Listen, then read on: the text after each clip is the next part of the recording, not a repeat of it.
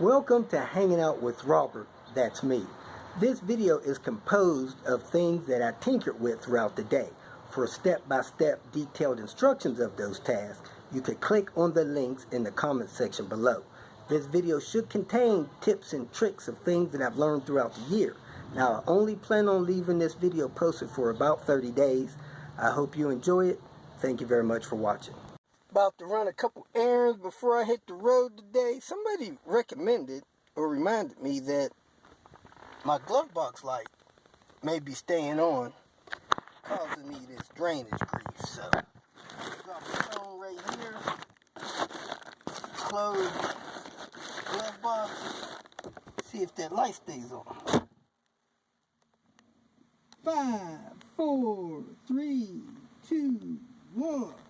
I'm even going to pull on it a little bit. Alright, now let's see if this light stayed on in this glove box. Then I'm going to run by the storage, dump a few wheels, clear some stuff out of this car, run an errand or two, then come back and load the car. Well, it appears that the glove box is probably not my problem. So, I'm going to go by the shop, have them teach me how to do a parasitic drain test, and go from there. I just wanted to do a channel update. A couple of things going on, a couple of things I'm planning on doing. As you can see, Panther has 384,000 miles here within a mile. And I'm going to find some sponsors, do another guessing game of when it'll hit 400,000. Maybe do a bonus if you could guess the state as well. So, look forward to that coming. Several of my viewers have requested that I start a Patreon. Suggested, requested, whatever, you know, they feel like that's a way that they can help support me, show their appreciation and stuff like that. Some people go to PayPal and do that. Some people just write me a nice note. Some people pray for me as I travel around. All is appreciated. But there's some things that I guess I can offer to a Patreon account. So I'm going to go ahead and do that. I've contacted Patreon to see if they feel that I qualify for some sort of sponsorship and mentoring. They probably get 1,000 requested a day. Haven't heard back from them. So if I don't hear back from them within the next couple of days, I'm just going to go ahead and fire up that Patreon account and get that rolling. Some of the videos in there is going to include tuning my cars and stuff like that. Things you need to do and know. And my daughter recommended that I call it Robert DIY After Dark. You know, that has a little flavor ring to it. Maybe have a little bit of more personal swag to it. A little more fun. Stuff like that. Anyway, look for that on the horizon. One thing that I have going on my channel, I really don't quite understand it. One, people always request that I contact them. This happens 2-3 times a week. It don't happen a lot, 2-3 times a week.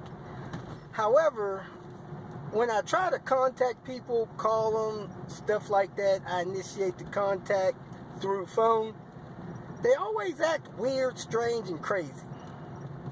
Man, I am all stocked up on weird, strange, and crazy. So, I'm not even going to do that. Don't even ask me to do it.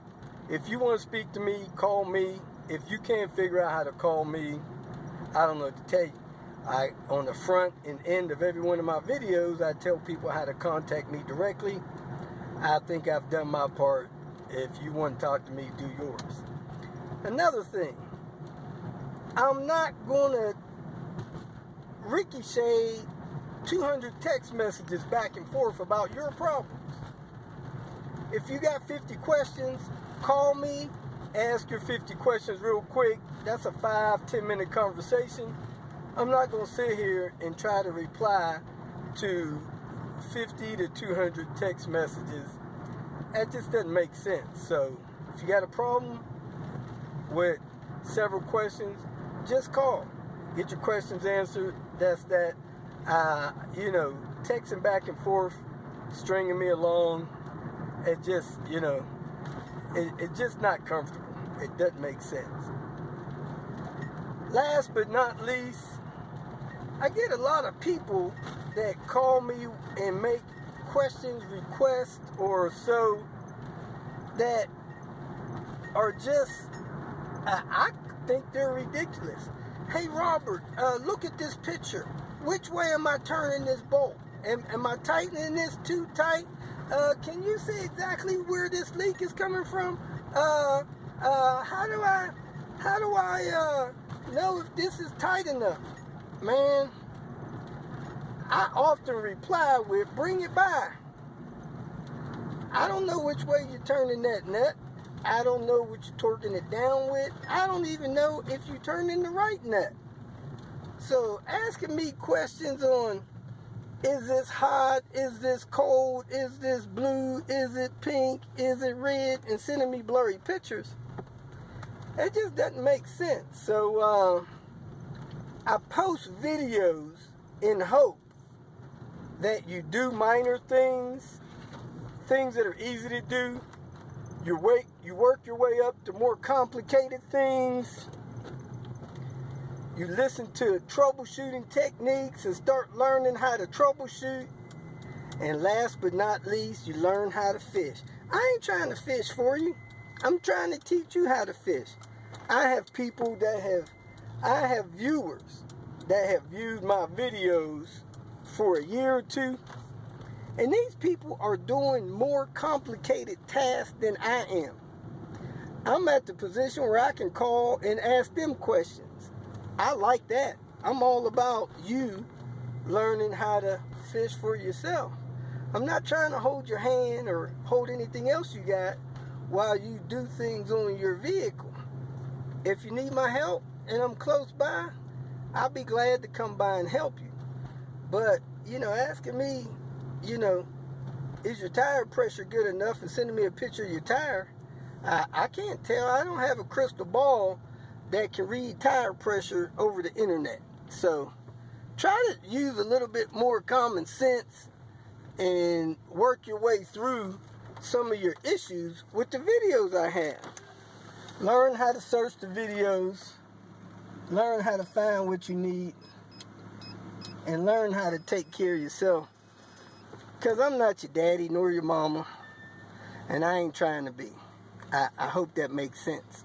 Recently, somebody posed a question as to whether or not they could put bigger wheels on their Volvo 850. Initially, I thought it was a troll, but they were actually serious. Maybe young, hadn't had much experience, hadn't taken 15 seconds to check on the internet. They just posted it to Volvo Speed out of excitement, and made me chuckle. I just left a laugh.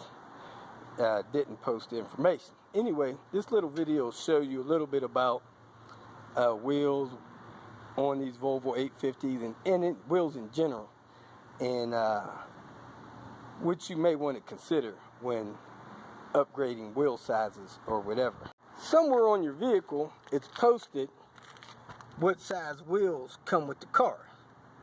If you look here, this fuel door, which was a replacement, says that this car came with 15-inch wheels.